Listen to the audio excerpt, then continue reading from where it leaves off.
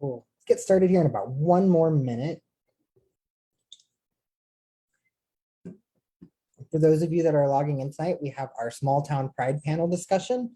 We'll be starting here at 7 o'clock. In the meantime, if you haven't seen our revised pride schedule, head over to our website, projectqna.org/southeast-kansas-pride, or just projectqna.org, and you can see our revised pride schedule. And I have 7 o'clock, so I'd like to welcome you all here to our first evening panel discussion for the 5th annual Southeast Kansas Pride Celebration. We're coming out as this year's theme, and we couldn't be more excited to celebrate with you all. If you missed our Lunch and Learn workshop today, you can go back and watch it later by clicking the video tab on our page. We will also be uploading all of our discussions and workshops to our YouTube channel, so be sure to subscribe to our YouTube page. This is our second year of having workshops and discussions throughout the week of Pride. Last year's workshops are all available to watch again on our YouTube channel as well as our Facebook page, so be sure to check those out. And like I said, if you haven't had a chance to check out our new website, projectqna.org, be sure to check that out after our panel discussion so you can find the revised Pride schedule and some of the changes due to COVID that we've had for our in-person events. It's never a dull moment planning Pride, and this panel will definitely tell you all about that. Tonight, we have a panel of some amazing individuals from all different sized towns across Kansas talking about their Pride celebration and offering insight into how you might plan your own Pride event. Project Q&A is excited to be hosting this panel as we gear up for our 2022 year in our 7th year of Project Q&A and launching 2 new chapters here in Kansas. So be sure to sign up for our newsletter to get all the details about how you can start your own Project Q&A chapter here in Kansas. But tonight is about Pride, and we have some amazing panelists. Our first panelist is Emily Velazquez and she's one of the founders of Emporia Community Action.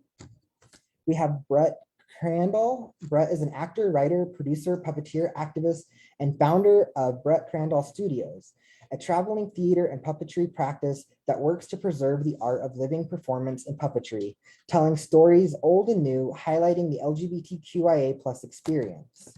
We also have Project Q&A here tonight, and I'll be representing them.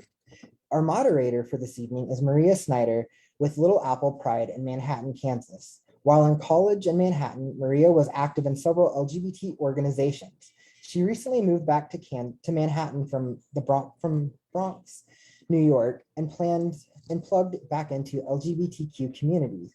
She is currently the co-chair of Little Apple Pride. I'd like to now welcome Maria. Hi, Brandon. Thanks so much for that welcome. And I would like to kick us off by giving each panelist an opportunity to give us a brief overview of your Pride celebration. And we will start with Emily. Hi, everyone. My name is Emily Velazquez, and as Brett mentioned, I am one of the founders of Emporia Community Action, and we did our first Pride parade in Emporia this June. So I'm really happy on our outcome. It all started with, so we're a local group of people trying to make a change in systemic racism or any sort of discrimination issue that could be occurring, or inequality issue that can be occurring in Emporia. So I was thinking to myself one day, like, what else could Emporia Community Action do in regards to marginalized groups in the community? And I thought, wow, well, they don't have anything related, like they don't have a Pride parade. So that's kind of how the idea started going, and I shared it with the other members of Emporia Community Action. And then they're like, yes, awesome, that's perfect. And one of our members, she's the business liaison. She actually is the advisor for the high school GSA club. So she partnered up with them, and with the president of the GSA, who's also a member of the high school, he decided like it'd be also neat to do a drag show. So we started working on the parade, and he was kind of like the drag show coordinator. He kind of started coordinating the drag show. So then we make sure to reach out and get like the permit for the parade, gathering people, starting like a Google form so people can register like their floats and stuff, reaching out to like the radio, newspaper, and letting them know that there's going to be like the first annual Pride Parade in Emporia, along with the first drag show too. So that was really neat. So that's kind of like an overview of how we did our first Pride Parade along with the drag show in Emporia. Thanks so much, Emily. I'm going to kick it over to Brett. Thank you, Maria. Yes, hello, everybody. My name is Brett Crandall. I'm out in Deerfield, Kansas, which is 16 miles west of Garden City. And this year I produced Playchella, which is a LGBTQIA plus positive arts festival. So we had a couple puppet shows provided by myself. There was an art show going on. We had a farmer's market that ran locally every weekend that took part in our event. We had food trucks and different local, famous folks for their dishes, selling their wares. All sorts of people, local people, coming out and just taking in a day of just kind of community. There's lots of young queer people just going about making friends, as well as, eventually taking in some either music or art. I missed the drag aspect of Pride this year with it. So that's something we're going to work on for next year. But I tried to make art and performance and that level of connection and empathy part of the draw for people to sign up and come out and also take place in the commerce, like the local commerce. So the event would kind of speak for itself as something that allowed local people to make money while also fostering a community and some positive morale, while also dancing the day away. Hopefully next year we'll have some evening events as well in Garden, where people can have more of the traditional, I don't want to say traditional Pride experience, because I think we're still very young in that and what that means, but to do drag bingo or to go out to eat and all the things, because there's only one restaurant in Deerfield, but we made it work. Yeah, we'll be out there next year. If you're interested, you can go to brettcrandallstudios.com and inquire about Playchella. Excellent. Thanks so much. And Brandon, we'll kick it to you to round that out. So we started, Project Q&A started back in September of 2016 as just a social group. A friend of mine and I were sitting at a bar one night and we were talking about all of the LGBTQ people we knew in Montgomery County. And after about 10 minutes of listing off people and realizing that our two groups actually did not connect at all, we were like, how is this possible? There is a sizable gay community here, but there's no community. So we started Project Q&A and we started meeting bi-weekly on the first and third Thursday of every month. And about 2 months into it, we started getting like 20 people at every meeting. And one of the people that was attending regularly came up to me one day and goes, "Hey, I have an idea. Let's have a Pride celebration. If we can have 20 people meeting at a bar every Thursday, I guess it was, every Thursday, why can't we have a Pride celebration?" So I was like, well, I've been kind of thinking about that and I think it's a good idea. Let's do it. So we planned for April.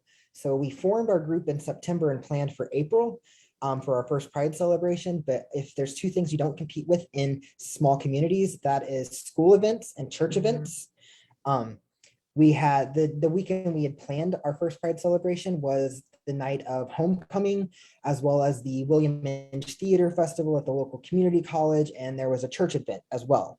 So there's 3 already huge established events taking place in our community. So we went back to the drawing boards and chose to have it in September. And since then, it's grown. We've been able to work with the Stonewall and Gives Back initiative. We've been able to work with the It Gets Better project. Those were our 2 first national partners on our first Pride. And it all came about through a friend of a relative, put us into contact with the people that we needed to get into contact with. And we were able to work with the It Gets Better project and the Stonewall and Gives Back initiative through that small town connection of word of mouth. Hey, so-and-so is doing this Pride, and my cousin lives in Los Angeles. She wants to help. Here's her contact. And so one thing led to another. We were fortunate enough by postponing our Pride to get into contact with some really amazing individuals who's kind of helped launch our Pride celebration further. But every year we try to capitalize on education, which is our educational workshops. We try to capitalize on empowerment, and then most of all, raise visibility for the LGBTQ people here living in Montgomery County. And those are our 3 pillars that Project works on. And those are the 3 pillars that have made us, or has allowed us to have Pride for the last 3 years or 5 years, sorry. It's back to you. Thanks so much, folks. I'm going to go over to the question section now. And what I'll do is mix up the order and have you each answer the questions in a different order every time. Give us all a little bit of time to think about it. So the first question is going to be, why did you decide to organize your event? And I'm going to start with Brett this time. Thank you, Maria. Why? Okay, so I had thrown Playchella before once in Brooklyn, and I thought if you can make it there, then you can make it anywhere. The first time I had the opportunity to throw a Pride event was during the 2020 pandemic. And so what we did instead was had a small table with some literature from back in the day, just to educate people on the history of queer communities in Kansas and what that looked like. I had a sign, we danced, and I had a mask on the whole time. But now that we had some more flexibility for 2021, and people were genuinely interested in what I was doing, like as soon as they saw a post on Facebook, it was just me and one other person that were out there that 2020 day. And people were so excited and genuinely wanted to get involved. And so I knew that I had at least some backing that someone would show up. I kind of just ran with that no one was going to stop me. I come from a very small town. There's only 700 odd folks, maybe 800 now. And so everyone knows everybody. And because of just knowing who's behind this desk at City Hall or whichever, I was able to just have enough confidence that it would happen and it would be okay. And by the end of the day. So it was more just this, like, why not? Why not me? Like, I've done this before, so why not just translate this to my hometown? And it was really wonderful doing that in Brooklyn, but it was so rewarding to have Playchella in Deerfield and see all that just for myself. It was very selfish. It was a very selfish act of mine. Yes. How about you, Emily? So how it started, so like I said, I was just kind of thinking like kind of what other kind of like issue, or not like issue, like kind of like how we can kind of improve, like you can say, or add on to Emporia to like address kind of any like social justice issues. And I realized that there wasn't that much for the LGBTQ plus community. So I thought a Pride Parade would be great because it would be a great way to celebrate, the LGBTQ plus community, create that visualization, and just for them to feel like welcome, like the Emporia community, loves them, and that we're allies. So that's how that's the reason why I just I spoke to the Emporia Community Action members and were like, hey, we should do this. I think it would be great. So yeah, that's how it started with us. Thanks so much, Emily. And we kick it over to Brandon. So we kind of like Emily and Brett, why not? We thought, we had momentum going with our social groups. So we thought, why not try to do a Pride celebration? And luckily, through my job at the library here, I knew enough about event planning that we were able to make it by, but I didn't know enough about the laws and things. So like our first year, we didn't have insurance or anything like that. And so I'm so thankful that our first year went very smoothly and none of that happened. Nothing bad happened. But our next year, we were able to, people started to take notice. And so we were able to work with community organizations to kind of put us on the right track of like, hey, you need to get liability insurance, or you need to do this, or talk to this person to get this street closed. But our biggest guiding factor was, we are in an area that's 3 hours from a major metropolis area, and most of our community members don't have the resources to go spend a weekend in Kansas City for Pride. So we wanted to bring that to us, to our community, and not only bring Pride to our community for those that can't go off on vacation, but also to stimulate the economy here in Southeast Kansas and bring people into our communities to support the local businesses here. So that's we just really wanted to bring a piece of the big city to small town Kansas. Thanks so much, Brandon. That is an excellent segue into the next question. And so I'll let you kick this one off as well. What community organizations did you partner with? Our first year, we partnered with the Independence Public Library. They were really instrumental in providing us with a lot of the resources like a PA system or a projector. We also partnered with the Independence Diversity Task Force, which is a community organization under the Chamber of Commerce here. And they helped with providing volunteers and getting the word out. One of the biggest ways to market in our community, and I'm sure it's just like this in any other small community, is word of mouth. And a lot of the task force members are kind of movers and shakers in the community in different organizations. So they were able to help us get the word out. I'm trying to think of some of the other organizations we worked with our first year. We were sponsored by the Stonewall Gives Back Initiative, and we were also sponsored by the It Gets Better Project. Those were kind of unique situations. But as far as community organizations, we really just relied on the hard work and volunteers of our supporters and allies. Thanks so much, Brandon. I will kick this over to Emily. Yeah, we partnered up with, we're at the venue, we partnered up with a local bar there called Bourbon Cowboy. Also with a restaurant called Radius Brewing. They made a few donations. Then also we kind of did like weekly sales with different businesses and just promoted their business. So with a hair salon, Beauty by Reb, also the Emporia, the Granada chocolate, and yeah, those were a few that we partnered up with. Trox was one as well. Yeah, so that's that. Yeah, we mainly focus more on just like our allies as well, and just people who wanted to volunteer and just help out. Thanks so much, Emily. I'm going to kick it over to Brett.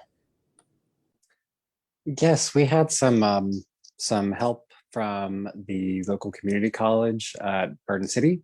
They have a PRISM group, which I can't remember exactly what the acronym is, but it's their LGBT advocacy group.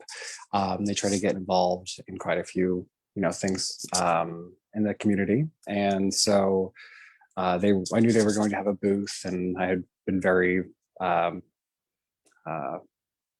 communicative with their leaders, with their sponsors.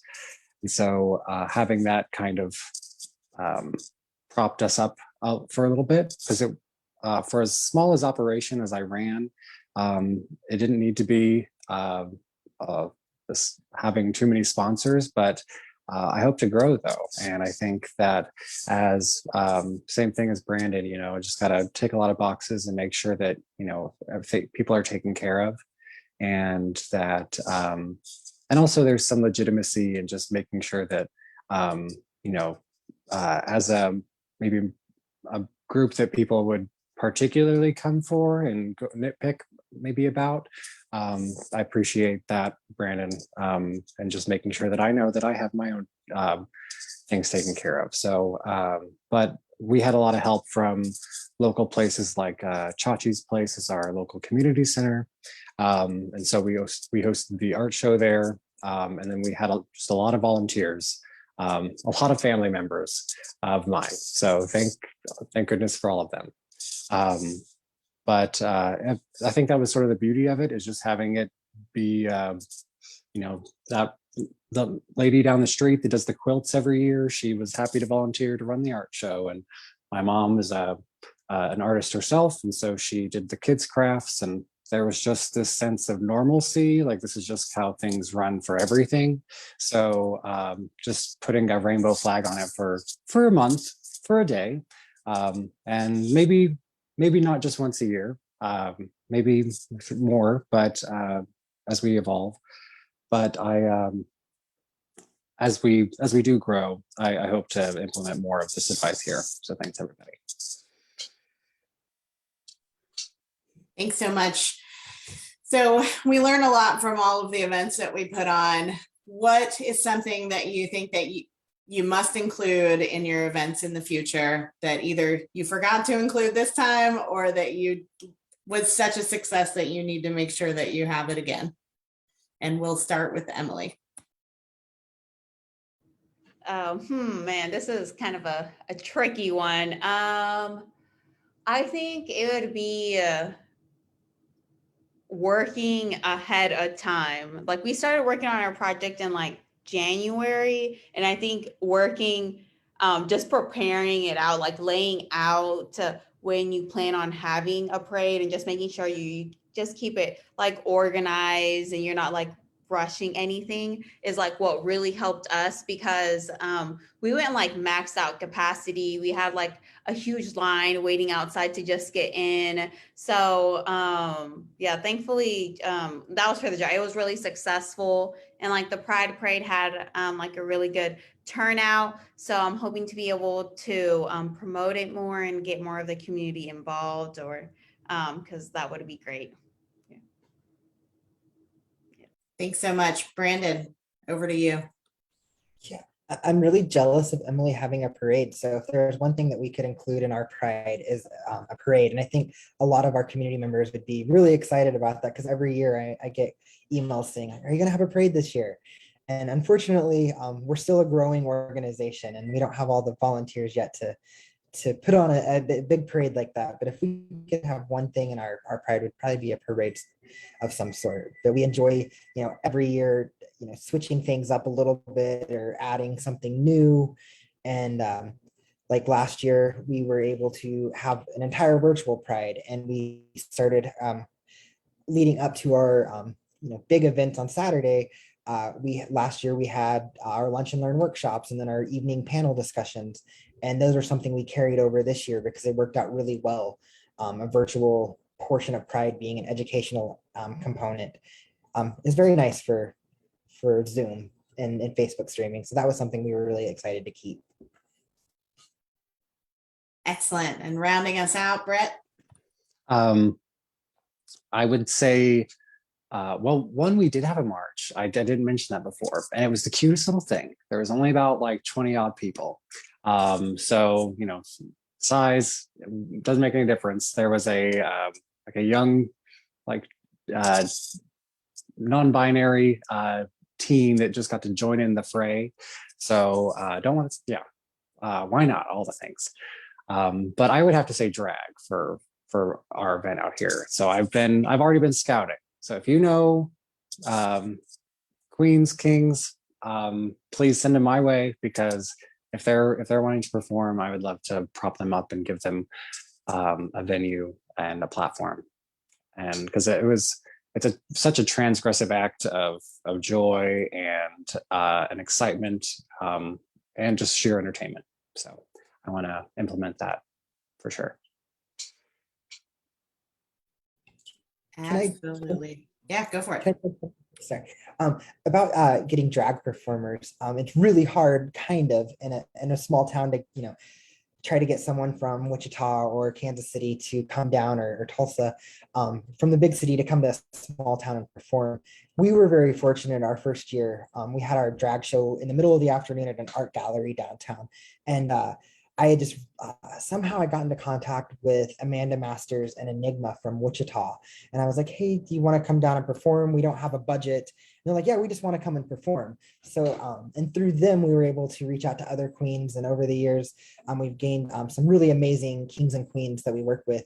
And a lot of the drag queens are willing to come out to, it's not as hard as you would think to get drag to come out to your small town. And Amanda and Enigma and Effie, who work with us all the time in Sexual Chocolate, they're amazing people that love to come out to our Pride. So you'll find plenty of people out there to come perform, Brett. Yeah, the novelty of small town Pride is pretty potent. Like, people really crave that sense of like, this is happening here. No way, I have to see that. And it's a pretty neat thing to be a part of. So, okay, cool. Yeah, and I think too, we there's a lot of folks that have a warm place in our hearts for small town prides, and a lot of those big city queens are from the small towns too. So a lot of them are willing to come back if you just ask. So, yep. So our next question is going to be about fundraising. How did you go about fundraising? Where did you find your funding? And I will let Brett kick this off. Oh, fundraising. So this is something that I'm glad this is as small as operation as it was, because we did not have a budget. But some sponsorship from the community college helped with making sure that operations ran smoothly for that day. And then as word got out about the event, once it had happened, the opportunity, or the people were then, informed on where they could reach out or how they could get involved. So once they saw a news article or heard a radio thing, that they knew how to get a hold and say, I want to be involved for next year, or please let me know when this is happening. So it's just very encouraging. I don't feel like one thing I'll say about fundraising is to I felt way more triggered about just asking people over the phone about this in particular, that there would be some sort of crazy repercussions, or I would kind of go through some sort of rejection from times past that are pretty typical of a young queer experience. And so in those moments, I'll advise anyone to just take a deep breath and just dial the phone. It's only 10 numbers, and you can count with each one, and then just lay out exactly what you can write it all down, have your script, and know exactly what you want. But everyone's too polite to tell you something too terrible. So just roll with that. Thanks so much. Brandon, how about you? Yeah, I absolutely hate asking people for money. I'm horrible at it. Like, I'll write a grant for something, but asking someone for money, sorry. Kids I've got a blind dog that's 11 years old. He just recently went blind, and a kitten that likes to terrorize him. So I apologize for that outburst. But our first year, we were fortunate enough to get a grant. But after that, we operated under our community foundation because we weren't a 501c3. So asking people just to like give me money was kind of weird, even when I feel super uncomfortable doing it. But we were able to work through our community foundation and get some ask for donations for Pride that way. And then do some like in-person event fundraising. We did a gala in June, I believe, of 2019 at our park in a building that didn't have air conditioning. And we asked drag queens to perform, and we asked them to get ready in a 10-person tent. So we made it work, and they were very polite about the queens were very polite. Even though the conditions probably weren't the best, but we did have a pretty successful first gala event fundraiser. And then we always have opportunities at our Pride celebrations to ask for donations that way. And we've been pretty self-sustaining through that and selling t-shirts and things like that has helped us raise money for our events. But we also use Donor Box, which is a free platform. Once you're a 501c3, you can sign up for it, and then you can do really awesome campaign pages, and they charge a fee through the transaction, but they don't charge the organization itself any money. So that was a really great blessing to have. I think we got that 2 years ago, and it's been super successful for us. We can just share out the link anytime we want. We can create new campaigns, and that's an easy way for people to give us money, or to fundraise, I guess, is probably not people to give us money. That's not the right term, but to fundraise. I think it's a perfect term. People that give us money. So asking folks for help, where did you find your volunteers? I'm going to start with Emily on this one. So where we found our volunteers was just like between the members ourselves. We just asked people to volunteer, like people we knew. And the good thing, just like we kind of, like we have people like members who are just like, who don't attend the meetings, but they just come out and help when needed and stuff, or like volunteer for different things that we might do. So it was kind of, they were very helpful in helping us like set up and everything, and just going out and just like helping with whatever was needed. So yeah. And then I'm not sure if I answered about the question about gathering funds or getting donations. So we created just this Excel worksheet where we just put all the businesses on there, and then we just called them. And then just through our Facebook page, we were like, hey, if anyone would like to make donations, we would really appreciate it. And that's just kind of how we funded. And it was more all like, we kind of funded it ourselves. just for, since it was our first year and we were able to get different, now we have different resources. I definitely recommend contacting to your Chamber of Commerce. Sometimes they have extra funds that they will be willing to give to start like a Pride Parade, or just add some extra LGBTQ plus community like events or activities to do. Thanks for keeping me organized, Emily. Brett, over to you. Where did you find your volunteers? Volunteers came from a lot of family. That I know isn't the case for, for everybody, especially in a more rural community, or but I capitalized on that like crazy because we have a lot of us. And so I had my nieces make the signs for the march. The best one was definitely, if Harry Potter taught us anything, it's that no one should live in a closet. And then I had my dad setting up my puppet show stage, and my boyfriend, loading and everything, and just had us all kind of going through those motions. And then, of course, I had just folks that I knew that had come out, since high school. Maybe not folks that were in my age group, but I just tried to reach out as much as I could without being too pointed, or but just with being inviting. And I found some great volunteers that way to speak on panels. We had a spirituality panel that went really well. And that was just done by a friend of mine that, he kind of just wanted to be a part of it too. And so there's definitely folks around that want to take part in all these things. And it still surprises me though. I hope that novelty never wears off. I just almost burst out in tears. I'm like, really, you'll help? So just lean into that. Excellent. Brandon, where did you find your volunteers? Through our social group, we had a lot of volunteers that way. And then 2 years ago, I guess it's 3 years ago, our last in-person Pride, I guess it's 2019.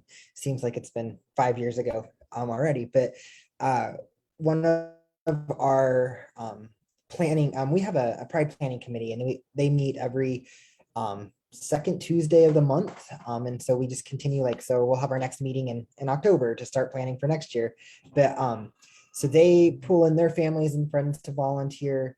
And then one of our Pride planning members, who's actually our project board chair now, she reaches out every year to the high school, and our local high school has a service project. They have a name for it, but each student to graduate has to volunteer so many hours. And so she reaches out to a couple teachers she knows, and we get some high school volunteers that way.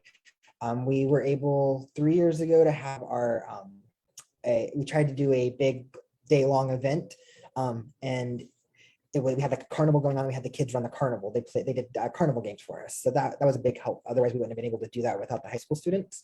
So between our Pride planning committee and the high school, we're able to find enough volunteers. And then a lot of our events are held at local venues or bars and restaurants, where we have the Booth Hotel here, who hold some of our bigger events.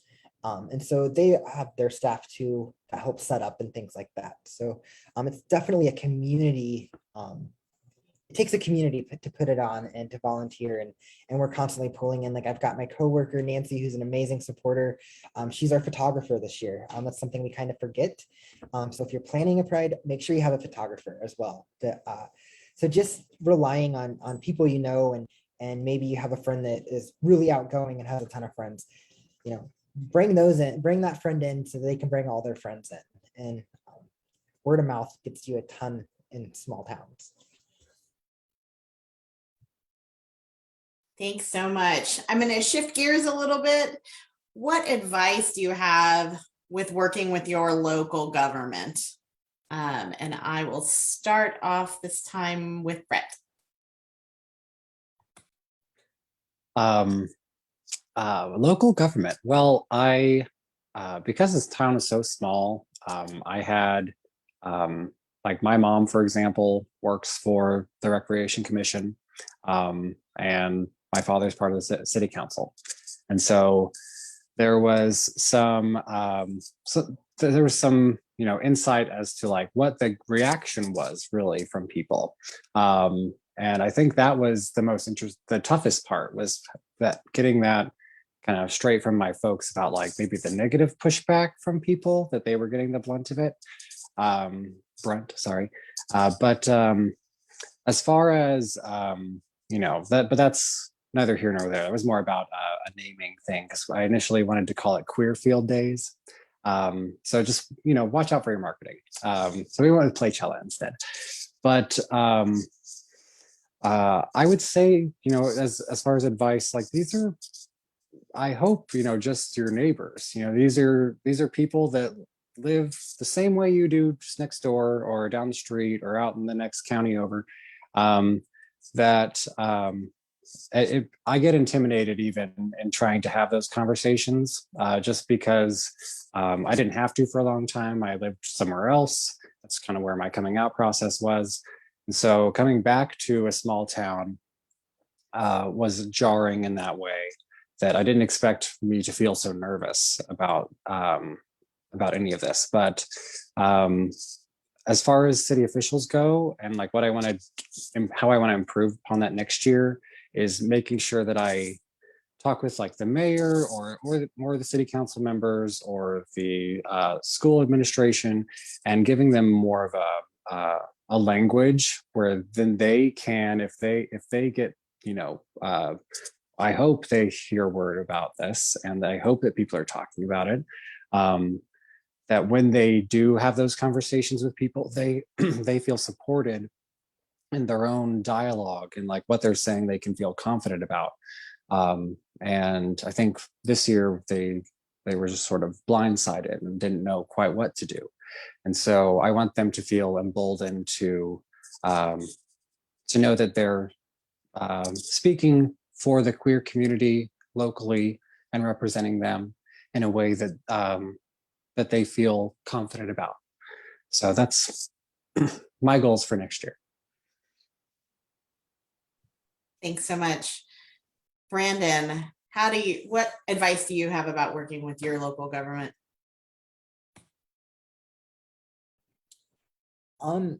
Be honest and open. We really don't work with our local government, so to say. Like, we inform them of what's going on. We have a city commission. We in the past, we've invited city commissioners to come speak or do a welcome at our dinner.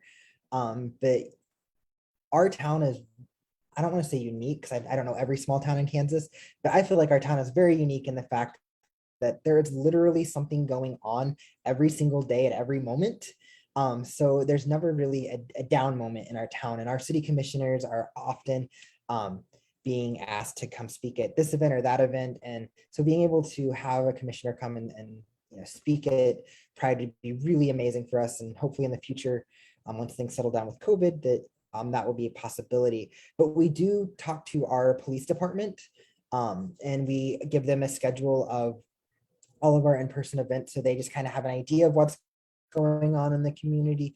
And we never have knock on wood, we've never had a safety concern, but we always like to make sure that the police know, where we're going to be at, what's going on at that time. So if they are driving by and see something out of the way, we make sure that they have the schedule. And then we work with our chamber to get the word out. We let them know about all of our events. And this year, through our Tourism and Convention Bureau, which is under the chamber, we were fortunate enough to get a grant, a local grant for Pride. So that's another way we work with our local government entities. But for the most part, it's just maybe hopefully next year we can get that city commissioner to come and speak. Thanks so much, Brandon. Emily, what advice do you have for working with the local government? I would say to just make sure that you fill out like the permits in time. You let them know kind of like the location, and just make sure to keep like open communication with them. Let them know kind of like the route of everything. And yeah, thankfully with our local government in Emporia, they were very welcome, just very, very helpful with it all. I had no problem with the Pride Parade permit or any of that. So that made it a lot easier. So I would just say, just making sure that not be afraid to ask questions, and just to make sure you get the dates and like deadlines all secure, and know when it is that you need to turn like certain things in, like the paper forms and everything. Yes, those timelines are important. That's one of those roadblocks that is totally avoidable. I want to ask about how you handle pushback, and have you gotten a lot of it? And so I will start this one off with Brandon. So I often wonder if the people I know in our community and my friends and coworkers and the Pride Planning Committee leave this part from me and just put blinders on me, because thankfully we haven't had a lot of pushback over the past 5 years. Our first year we did receive some pushback, not necessarily project Q&A, but our venues. We are very fortunate enough that all of our venues have worked with us year after year. And our first year, a couple of the bars and restaurants that were on our pub crawl had gotten letters from individuals stating that they're never going to eat there again because they have this gay stuff at their venue. And funny story, we're a small town, so probably in 2 months from now, they were back there eating. So, but as far as negative pushback, our organization hasn't got a ton. We get the here or there, comment on our post on Facebook.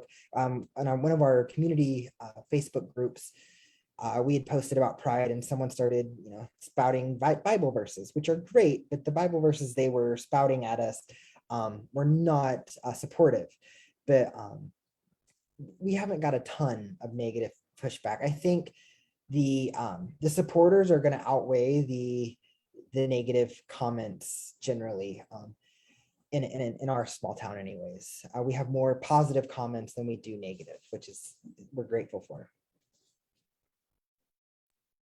Over to Emily. We actually didn't really face that much pushback at all. I think maybe just because Emporia is like a bigger community. It's about like 26,000 people, so it's quite larger. So I think that could be a reason why. Because yeah, we from the beginning it was very supportive. Like out in like when we put in like the newspaper, on the radio, we didn't really hear much or anything like that. So kind of, yeah, I would just say, just keep on pushing, you know, like it'll be great. It'll work out great. So yeah. That's all. And over to Brett. Sorry, as far as pushback goes, I didn't necessarily get anything in the planning of it all. There was, when I arrived at the park that morning to set up, a lot of Bible, literature, like how, about saving yourself, all these things. But it also rained that night, so everything was ruined. So yeah, God smiled. I laughed a lot. So that was really the only example that I can think of. I think the longer we're at this, the more folks will. I don't think I've heard of pushback so much as I feel like people just didn't know. Like if people didn't come, it's not because they didn't necessarily want to, but they just didn't know. But it's also nice to kind of have the pressure off of not everyone needs to come. Not everybody needs to come. Like I don't go to the rodeo, and I don't necessarily need everybody to come to my Pride event, and that's totally okay. And I kind of had to get over that for a second because I desperately wanted that, just for wholesomeness sake or something. But yeah, it could all kind of coexist, and you have your day. But I think as we go forward, it will just be normalized more and more, I hope. Thanks so much, Brett. So we have one more question, and then we're going to go over to the Q&A from the chat. So if you have some questions, please make sure to submit them in Facebook. And so our last question here is, do you have any tips for making sure that your event is diverse, equitable, and inclusive? And I will start that off with Brandon.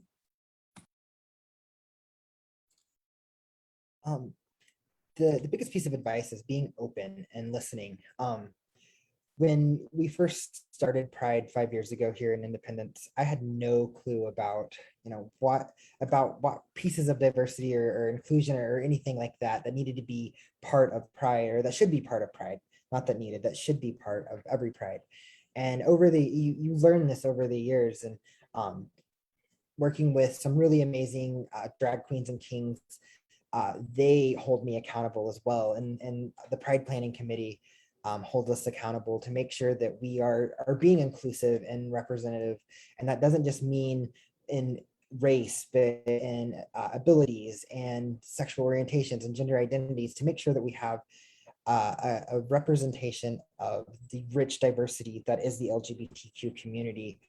We always are constantly, going over our lineup and making sure that, I don't want to say, marking boxes, because that's not what it's about, but making sure that our lineup is representative not only of our community, but of what our community could possibly include. Because you don't always know different things about people. So making sure that no matter who you are, you can see some form of representation in the Pride celebration. And that's what we try to do every year is make sure that we have that wide spectrum.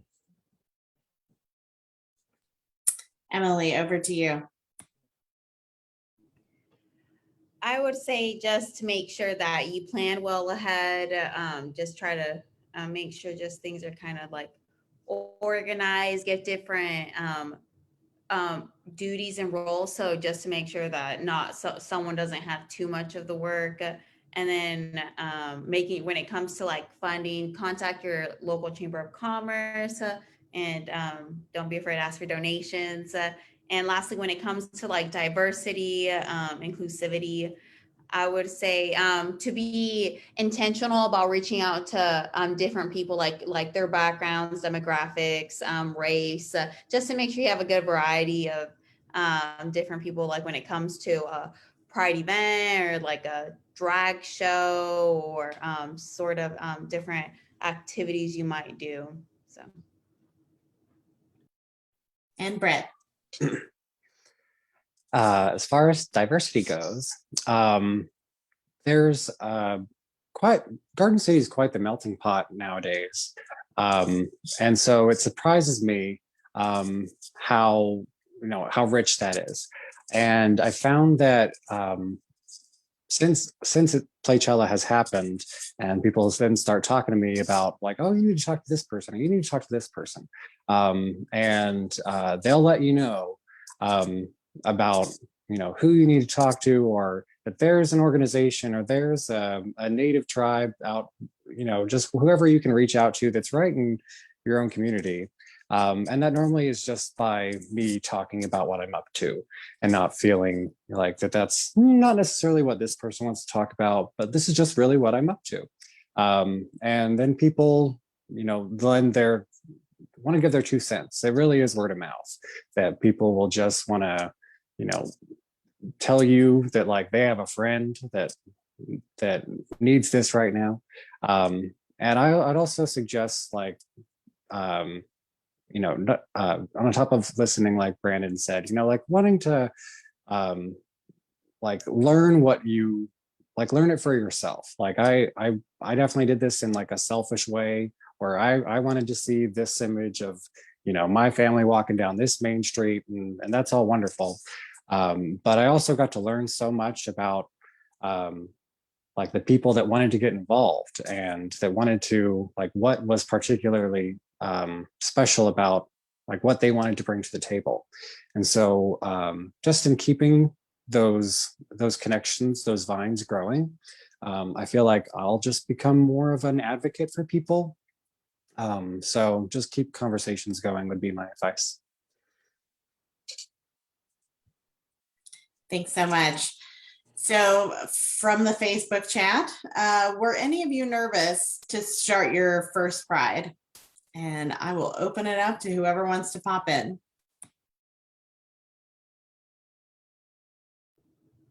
I'll start. I was very nervous. I was worried that people wouldn't show up to the Pride Parade, and I was nervous because I was hoping that a lot of people would like make a float. So yes, I was nervous, but it was just like the good nervous.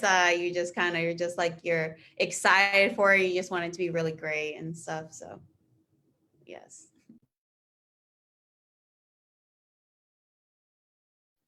I'm always nervous every year. It's going to be nerves for different things. But every year I'm nervous for one reason or another. And this year I was nervous for COVID reasons. And 2 weeks before our event, we had to change up. And now I'm nervous about whether or not our event's going to cause anybody to be ill.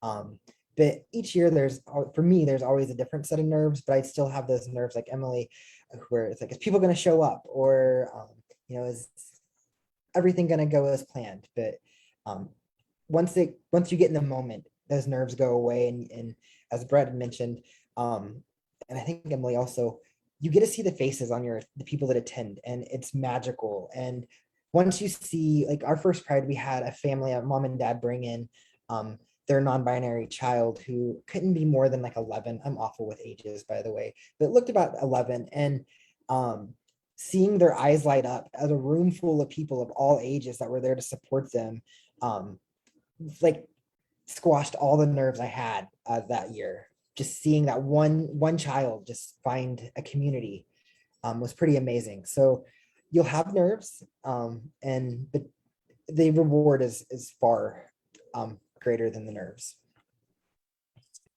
Yeah, I think nerves just mean that it must be very important. And so we should probably just go ahead and do it.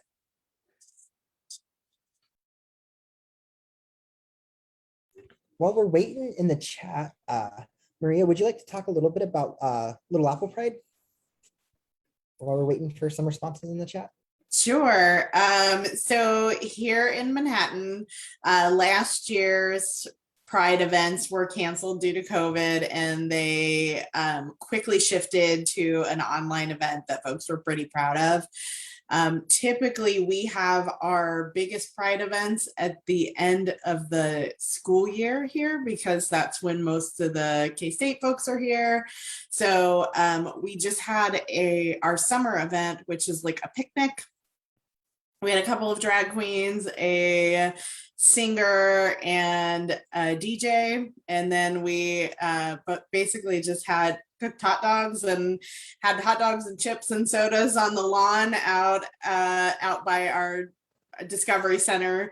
And it was a simple event, but we were like, let's have an outdoor event, something that's simple, since we don't know how folks are going to feel with COVID still being a thing.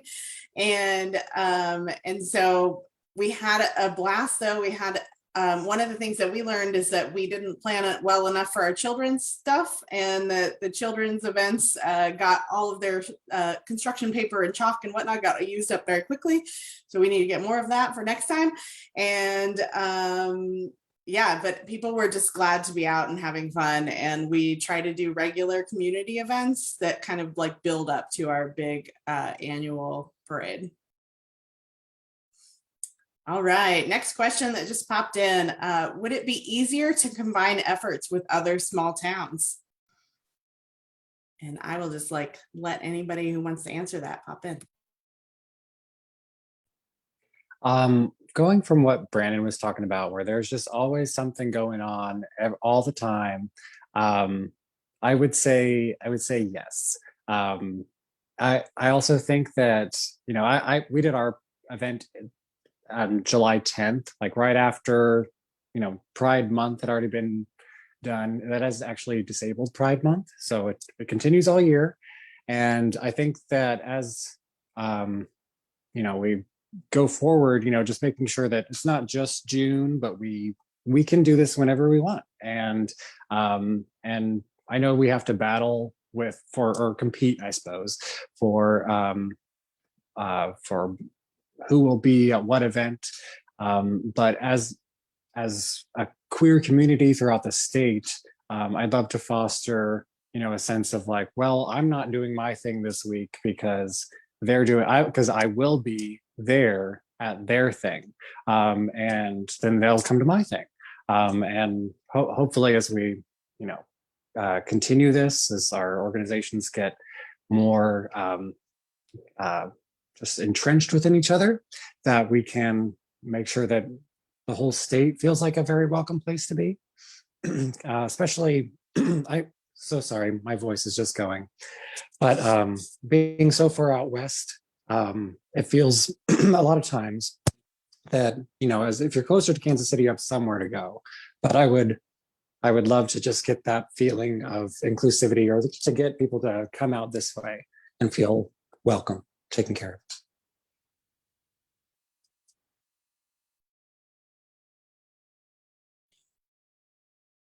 of. I'll go ahead and go. 2 years ago, I was fortunate enough to take a vacation and visit or go to attend World Pride. And I thought it would be really cool to have a Kansas Pride where it moves every year from one town to another, and kind of have some form of a coalition of Pride celebration, so that we're not, you know, stepping on each other's toes.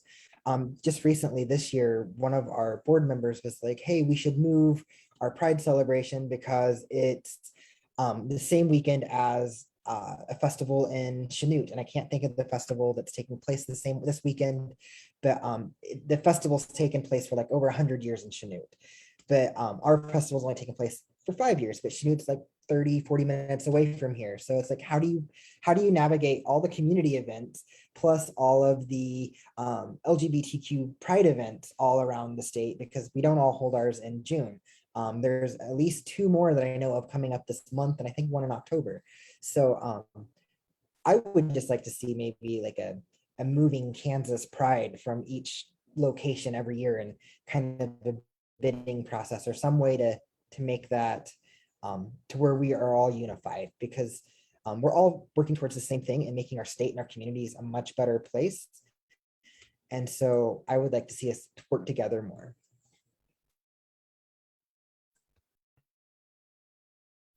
Thanks so much. I think, Brandon, I'm going to kick it over to you for our conclusion. Emily, real quick, did you have something to add?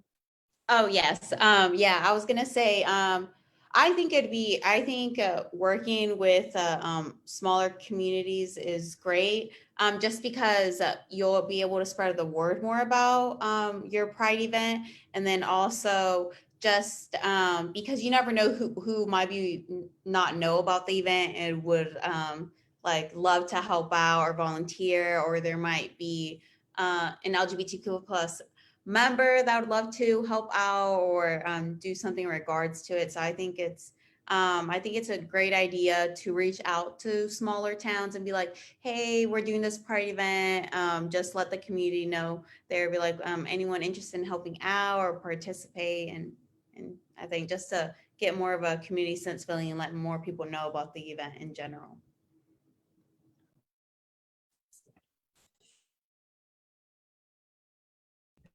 I'd like to thank all of our wonderful panelists tonight for taking time out of their busy schedule, especially on first day back after a 3-day weekend, for taking the time out of their schedule to come to this event. Thank you, Emily, Maria, and Brett. You were all wonderful. Thank you so much. I look forward to 2022 coming in and visiting each of your Pride events. Thank you all who tuned in on Facebook. Be sure to visit our website at projectqna.org to see our revised Pride schedule. We've got lunch and learn workshops every day at noon on our Facebook page. And then tomorrow night, we have a Growing Up Out panel, which will feature two amazing individuals sharing their story about coming out and providing some information for those that might want to come out, or navigating schools or navigating parents.